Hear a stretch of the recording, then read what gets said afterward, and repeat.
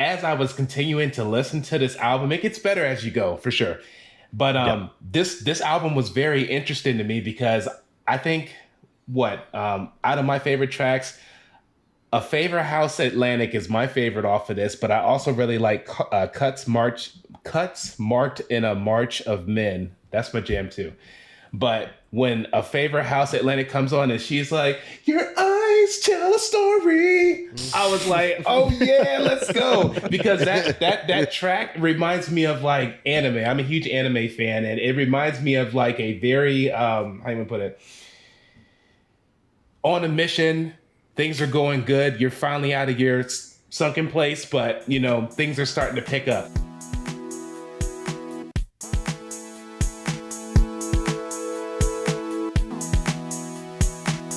For our next album, we got Pucho's Coheed and Cambria in Keeping Secrets.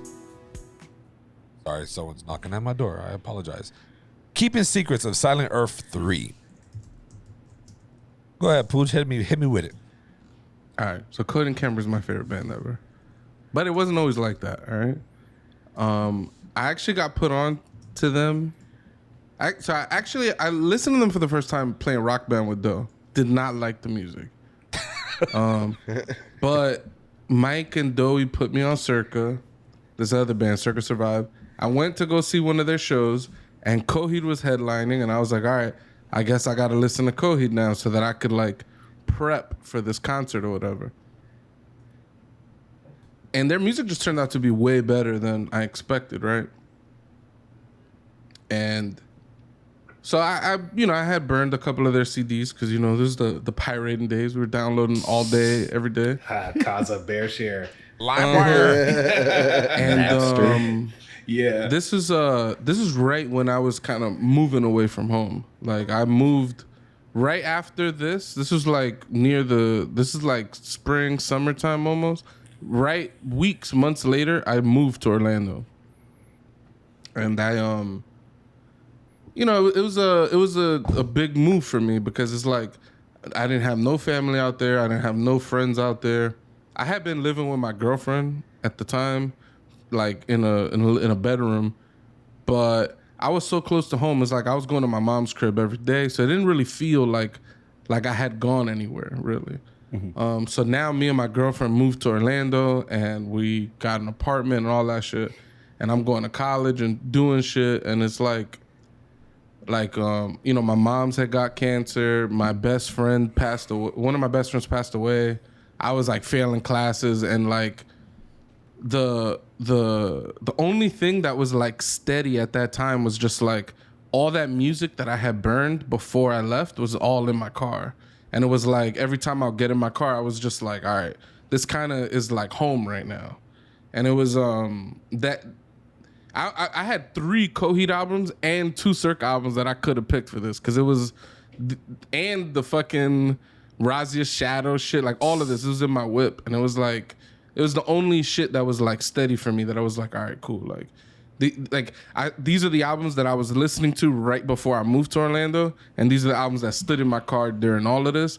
So it was just like I got really attached to all this music, and of course, then learning like Coheed and Cambria's, all their albums are based on like this whole comic book story that the guy wrote out, and all the lyrics relate to.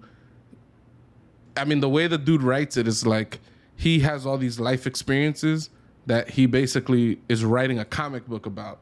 He's like, all right, this girl cheated on me. Let me figure out how to write this into my comic book. And then I'm going to make this song about it. And like, so it's like, it's personal to him, and it's like a cool concept, and it's relatable because it's not just a comic book story, but it's like, it's human. Like it's happening, some of these things happen to him and shit. So like for all those reasons, all these records, like, super important to me. And this album in particular, I had listened to their first album, and it was good. And it's actually, I think I like that album better than this one, but this is the one that made me like fall in love with this band. And this is the one that I kind of kept coming back to, that I was like, oh my God, these songs are incredible. their hype, all this shit, and yeah, for that reason, that's why I chose that. I like that. I like that a lot. Tell me about the Amory Wars. Is that what it is? Is that what the concept behind all these albums essentially? Yeah, the Amory Wars. Amory Wars. Yeah. Have you read the comic? I got some of them right behind me. The story is basically like these parents of these kids. They're like cyborgs that were created like a long time ago, and their fucking memory got wiped, and some people come to them to tell, like, kind of like refresh their memories, but it's actually like their enemies. So they're like, they've kind of discovered where they were in hiding, and they refresh their memories, and they're like, all right, this is what you got to do for us. Like, they basically gave him like a bogus story, like, oh, your family got like this virus and it's gonna like wipe out the whole population, so you got to kill your family, blah blah blah. So the dude ends up killing his kids, except for the main character. Yeah, and then gosh, but then it turns out like, oh, there's some prophecy with these kids. Like, one of these kids is supposed to be the one that brings the downfall of the empire. So it's a whole galactic thing. Like, their galaxy is like, there's like 78 planets in their solar system with like 7 stars, and it's some crazy Star Wars type of shit. And then this album in particular is after all of that happens. The one kid that survived, his parents are dead, his siblings are dead, and he's like trying to link up with his uncle to kind of like fight back against the empire, pretty much, like the emperor, pretty much. Star Wars. So this is the Empire Strikes Back of the Coheed albums. Yeah, it ends a little tragic. Yeah, the good guys get fucked up, some good guys get killed, and they're in dire straits at the end of the album. So it's definitely the Empire Strikes Back. This was a cool pick for me. This is a very cool pick because like I've heard some Coheed, right? But I've heard like snippets, like what I mean, the one that you talked about in Rock Band, that's Welcome Home, right? Yeah, Welcome Home is the big song. That's the one song. that everyone knows from Coheed, right? And it's a good fucking song. I'm actually surprised it didn't grab you when you were playing Rock Band, because that guitar riff at the beginning, iconic. Yeah, I don't know. Like I said, that was the era where I was still kind of turned off to rock, so my brain wasn't open to accepting new things. That I got introduced with Pucho, obviously, and we went to a live band. We went to their show, obviously, and that's when I said, you know what, I'm gonna just start listening to all this Coheed stuff and try to just get a feel for them. And I'll tell you this, it is very different listening through some audio device versus in a show. Like, that shit hits different. I like listening to them live. Like, that shit. So that's major. Yeah, no, it's major. It's major because I don't really listen to Coheed and Cambria like that at all. But there are some songs that I like, but watching them live, it's just you get a feel. Like, it's just like, damn, like, this shit is.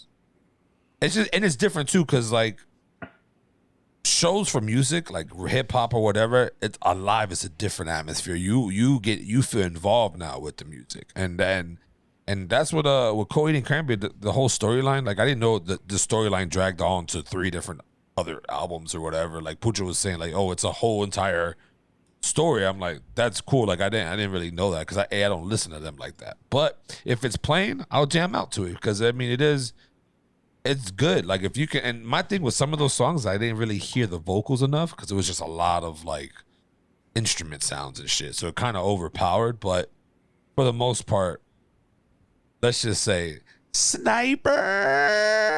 That's my favorite. That I don't know what it is. I just like when he sings that shit. That shit, to me, that's fire. But either way, I honestly, I was stuck between 2 Coheed albums and a Proto Man album. And I was like, which one am I gonna pick? And I picked this one because of you.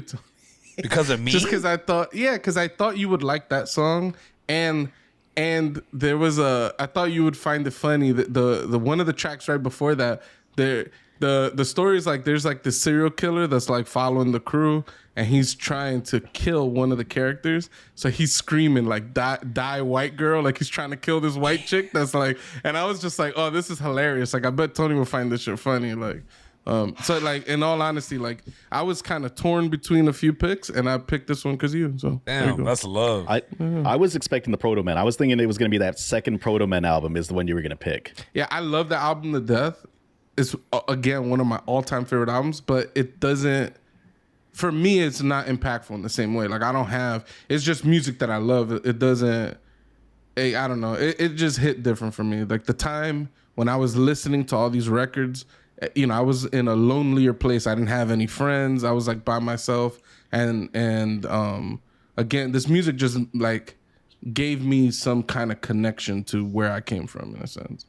All right, you guys ready? I'm gonna give you my review on this. You ready? Go for it.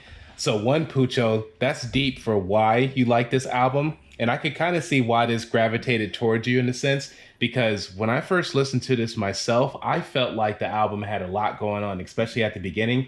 And it was kind of, you had to really like sit and like process like what was going on. And the backstory that you provided in the Discord chat, you know, it really brought all that stuff together. But as I was continuing to listen to this album, it gets better as you go, for sure.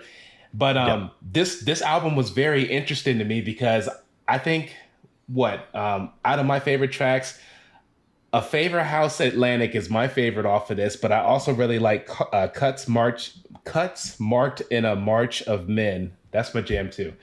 But when A Favorite House Atlantic comes on and she's like, your eyes tell a story, I was like, oh yeah, let's go. Because that track reminds me of like anime. I'm a huge anime fan, and it reminds me of like a very, how do you put it?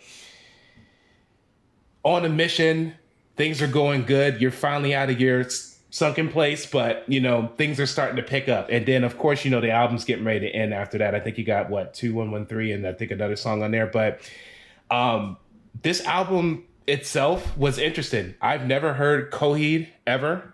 And I thought it wasn't heavy enough for me when I first started listening to it, but I respect where it comes in at.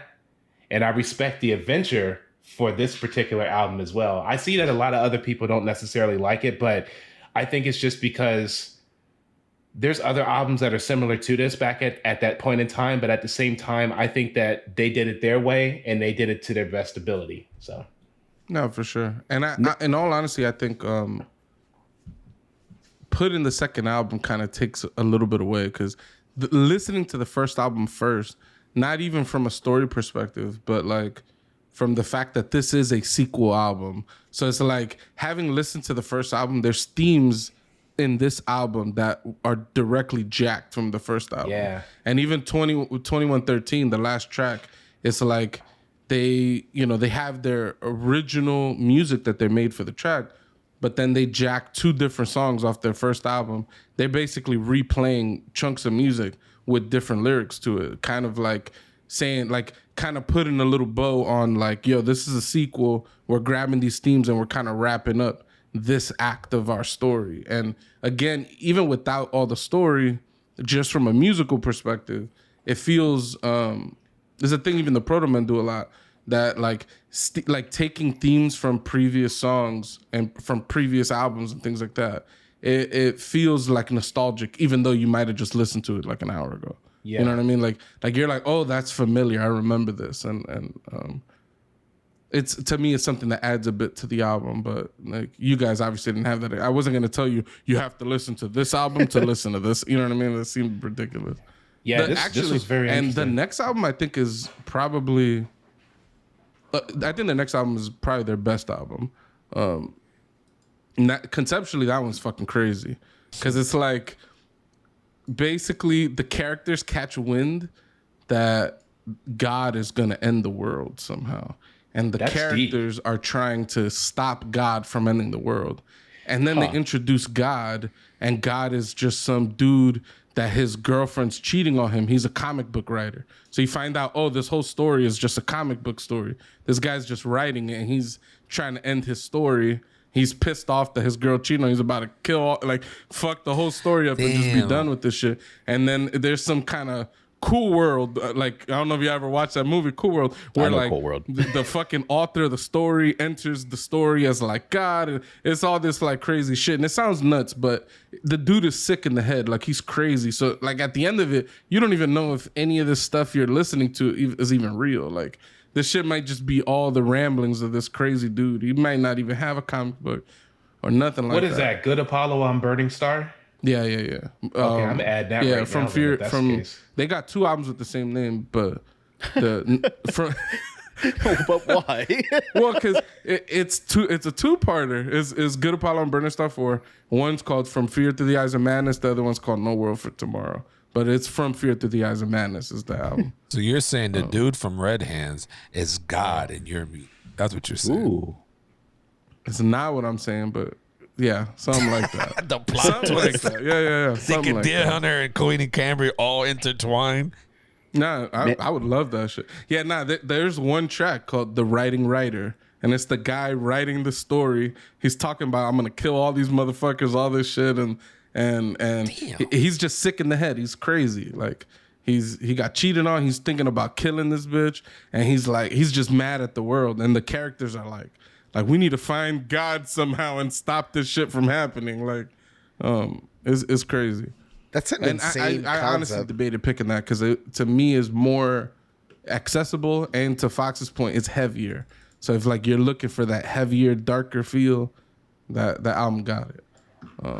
To me, out of all the albums, this was my favorite. This was for me the easiest to listen to, front to back. I was like, wow, it's over already. I was very surprised. I was like, man, this was a very easy listen. An hour and 15 minutes. It's over already. These prog rock albums are too fucking long. This album and Doey's pick, they kind of go hand in hand, right? Like Yes. they're very similar kind of like types of albums for sure. I mean, they're both prog rock, right?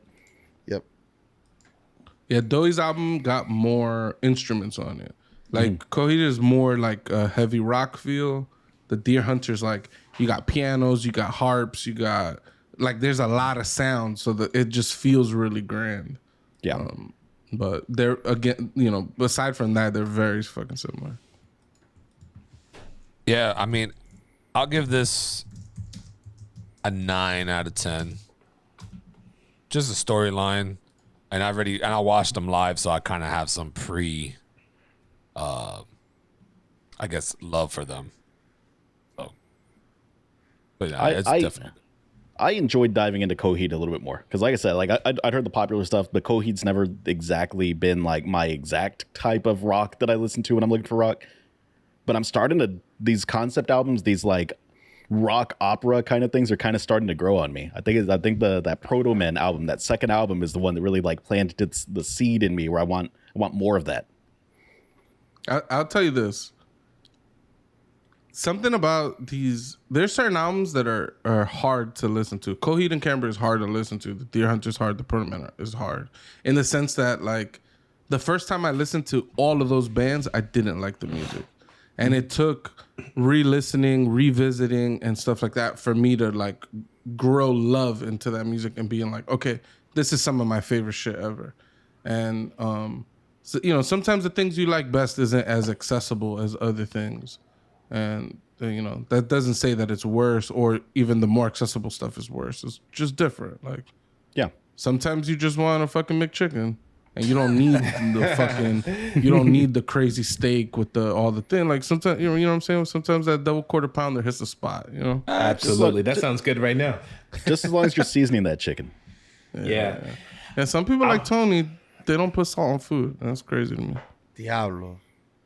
He's gonna live long if he does that. Yeah, that's Gonna be true. looking like me. See, I'm on my That means CEO vibe, man. I gotta live forever. Hey, well, I'm gonna give you my review here because this album sits in where Doey's album sat in. So I was gonna fault it because I felt like it wasn't easy for me to pick up, but that was me being biased, not giving it time. So got halfway through, and something that I normally do when I really want to dive into something, I'll let it play halfway and then I'll flip it back to the beginning so that way I can, start from the top and see if I missed out on something. This album definitely has a lot going on, and I was going to give it a 3 out of 5, but since it's so artistic, and after listening to you, Pucho, explain it even more, along with that Reddit feed that you showed us, I'm giving it a 4 out of 5 because now I'm interested in the band, like Mateo said, and I want to kind of listen to some of these other albums too, just to kind of get the concept, because the artistry's definitely there. So Yeah. The dude does not look like how his voice does not sound how you would expect it to sound. Looking at that lead singer of Coheed. absolutely, yeah. Yeah, and that's another thing that drew me to the band. And another band like oh my god, what's the other band? Chino Moreno's the lead singer. He's a Mexican dude. They're a very similar band to Coheed. They're constantly compared, but the name's escaping me right now. I'll remember in a second. The Deftones. That's the band. Okay. I love that the lead singer of Coheed is a Puerto Rican dude. Like I just, to me, that's like is so different than like aside from like Bootsy Collins and like fucking, oh my god, Jimi Hendrix, right? How many black rock stars do you know? Like it's not many. In Prince, like it's just not that much. And so it's interesting to me to be like, oh look, there's a Puerto Rican dude. This is very different than our typical stuff. So it's just another thing that kind of attracted me. I'm not Puerto Rican at all. I don't rep those motherfuckers, but still, I appreciated it, Seeing him live, he got his fucking guitar like a real Puerto Rican. He got a big ass Puerto Rican flag on there. He got these motherfuckers always repping everywhere. So it's like I appreciated that. I thought it was cool. I always love seeing non-white dudes in rock bands. Sum 41 was one of my favorite bands in the world back in high school because the lead guitarist is like an Indian dude or something. He's a brown dude. I'd like to sing, some non-white people in my music. Yeah, man, it definitely brings it in full circle for sure. I wish we had more in today's age, but I don't know. Everybody wants to rap, it seems like nowadays. Yeah. So if you haven't already, make sure you smash that like button. Make sure you love us. Make sure you like us. Make sure you follow us. Make sure you share us. And for all of that, I give you one kiss. Is it the chef's kiss or Poseidon's kiss? He's Cheers. stingy with his kiss this time. Remember last time he gave you like 3 or 4 kisses. Not anymore. I need to see those likes go up. I need to see those subs go up before you get any more love from me. It's an eye for an eye. Yeah. You can find us anywhere you find anything. Just type our names in there. Sometimes on a quiet, cold night, you can hear our name being yelled in the distance. That's the people trying to subscribe. The One Up So- Podcast. The One Up Podcast. You hear my daughter? Going crazy.